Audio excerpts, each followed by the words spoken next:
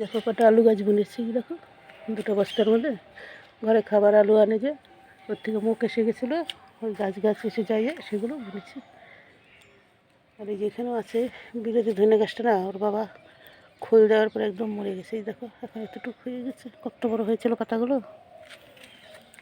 আর এই যে এই ফুল গাছটা অনেকগুলো করে এসেছে, দেখো একই সাথে অনেক কটাই ফুটবে, দেখো অনেকগুলো ফুটবে। এটা তো অনেকটাই এসেছে, এটা পরে ফুটবে। আর এই আরেকটা টমেটো গাছ। আর এই তুলসী গাছটা সুন্দর, পাতা টাতা একদম ভর্তি আছে, দেখো রোদ্র উঠলে কিছু পাতা তুলে রাখবো, সর্দি কাশি যখন হবে তখন চায়ের মতো করে গরম গরম খেয়ে নেবো। কামরাঙা তো এখন শেষ, ওই খুঁজে টুজে হয়তো 2-3টা পাওয়া যাবে। এই যেখানটায় আছে দুটো, এই যে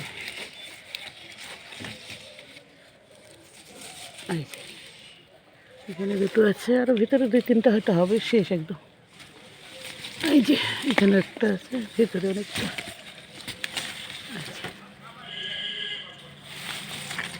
ঠান্ডার জন্য দেখো কলার কাঁদির কলাগুলো 3 মাসের মতো হয়ে গেছে।